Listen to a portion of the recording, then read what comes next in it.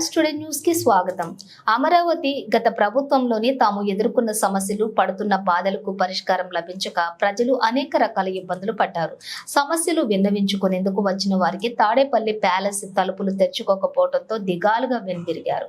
ప్రజా ప్రభుత్వం కొలువుదీరటంతో తమ సమస్యలకు, కష్టాలకు పరిష్కారం లభిస్తుందనే విశ్వాసంతో మంగళగిరితో పాటు రాష్ట్ర వ్యాప్తంగా ప్రజలు, విద్య, ఐటీ, ఎలక్ట్రానిక్ శాఖల మంత్రి నారా లోకేష్ నిర్వహిస్తున్న ప్రజా దర్బార్కు పెద్ద ఎత్తున తరలివస్తున్నారు. ఉండవల్లిలోని నివాసంలోని 17వ రోజు ప్రజా దర్బారుకు విన్నపాలు వెల్లువెత్తాయి. ప్రతి ఒక్కరి సమస్యను వింటున్న యువనేత పరిష్కారానికి కృషి చేస్తూ ఉండటంతో బాధితులు హర్షం వ్యక్తం చేస్తున్నారు. గత ప్రభుత్వంలో పరిష్కారం కాని సమస్యలకు ప్రజా దర్బార్ ద్వారా భరోసా లభిస్తూ ఉండటంతో ఆనందంగా తిరిగి వెళ్తూ ఉన్నారు. యువనేతకు కృతజ్ఞతలు తెలియజేస్తున్నారు.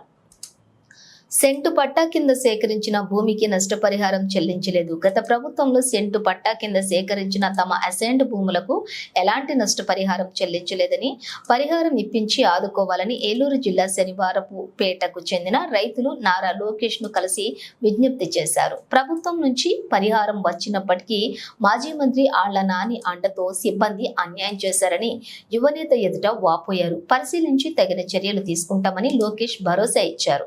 ఆంధ్రప్రదేశ్ గిరిజన సంక్షేమ మినీ గురుకులాల్లో పనిచేస్తున్న బోధనేతర ఉద్యోగులకు టైం స్కేల్ వర్తింపచేయాలని సిబ్బంది విజ్ఞప్తి చేశారు. ఏపీ స్టేట్ హౌసింగ్ కార్పొరేషన్ లో పనిచేస్తున్న ఐటీ మేనేజర్లు, వర్క్ ఇన్స్పెక్టర్లు, ఏఈలు, డిఈఓలు, ఆఫీస్ సబార్డినేట్స్ కాంట్రాక్ట్ పద్ధతి వర్తింపచేయాలని సిబ్బంది కోరారు. అయితే గ్రామ సచివాలయాల్లో ఇంజనీరింగ్ అసిస్టెంట్ గా పనిచేస్తున్న తమకు విపరీతమైన పని భారం పెరిగి ఇబ్బందులు పడుతున్నామని, తగిన న్యాయం చేయాలని సెక్రటరియేట్ ఇంజనీర్స్ అసోసియేషన్ ప్రతినిధులు విజ్ఞప్తి చేశారు. గిరిజన ప్రాంతాల్లో విద్యాభివృద్ధికి కృషి చేస్తున్న ఎంటీబీ ఎమ్మెల్యేలకు ఉద్యోగ భద్రత, కనీస వేతనం కల్పించాలని ఆదివాసీ మాతృభాష ఉపాధ్యాయ సంఘం విజ్ఞప్తి చేసింది.